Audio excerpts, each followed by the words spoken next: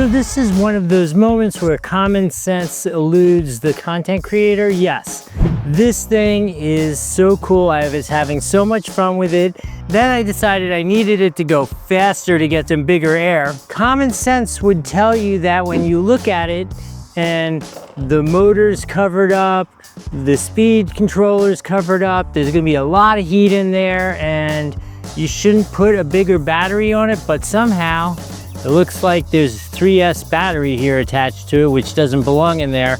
I don't know where that came from, but that did not go well. Oh, smells like burnt electronics to me, but it is not this RC's fault. So let's talk about this RC and its performance and what I thought of it. So I did find it to be a little draggy, a little slower than I expected overall. As I used it more, got to like the second, third battery, it definitely freed up some, which was good.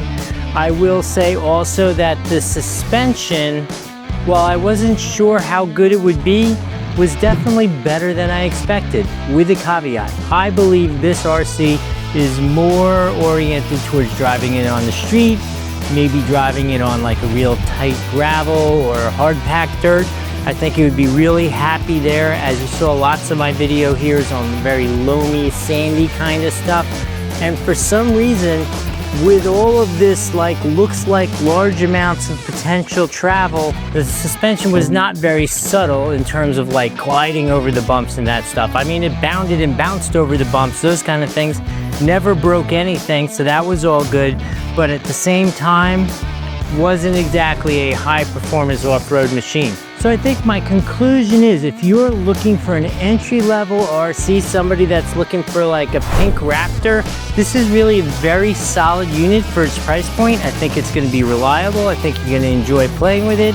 I think it is kind of definitely that entry-level RC, right? If somebody, this is their second RC, or they're looking to kind of expand and grow with this and go a little faster, go a little wild, this is not the answer for that. This is definitely somebody's first RC to play with in the cul-de-sac or out in front of the house or that kind of thing, or at the RV park, something like that. This is absolutely perfect for that.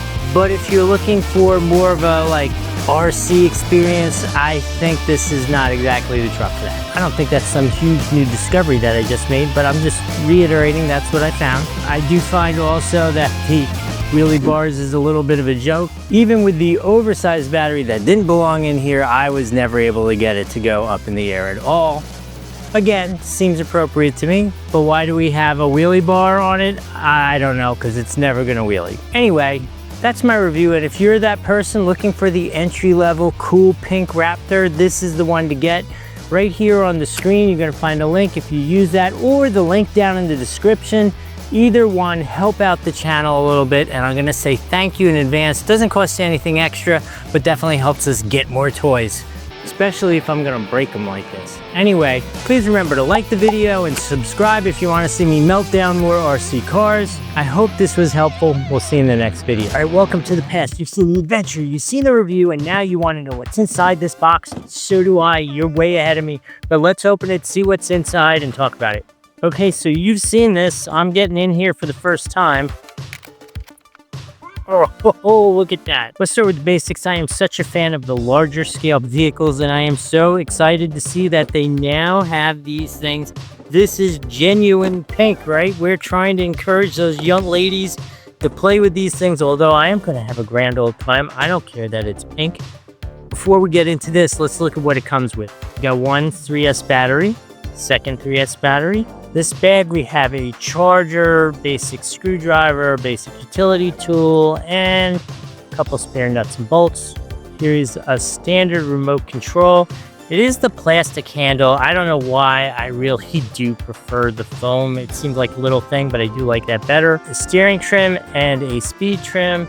Throttle, very simple, very basic. And it's back. Ooh, while we're doing that, that's pretty good. There might actually be a little bit of oil in these shocks. And I will say, just looking at it initially right away, take a look at these tires. There is not a lot of knobby to these tires, so I'm feeling like it's going to be pretty great on road. Not sure about its off-road traction. You actually already know because you saw the video. Let's see what's under the hood. We have retained pins, which is always a plus. Put that over here. And we got, let me show you. All right, so here are the front suspension. Obviously you have a bumper with light. Bumper has an attenuator built into it, so that's gonna help keep it alive. See, this is the shocks, the suspension. I do feel like there's a little bit of fluid in there. Full metal drivetrain, does have completely non-adjustable steering links. And if you look, there is a ton of Phillips head hardware in there. I don't get as crazy as everybody else does. I have good tools, so the Phillips head seems to work well, but you would rather have higher quality hardware. The other thing I'm going to show you, so I haven't settled in on an answer yet on these battery compartments here, you see, with the built-in thing for the power. So it is really a nice, efficient way to work with it, and especially seeing as it comes with 3S batteries.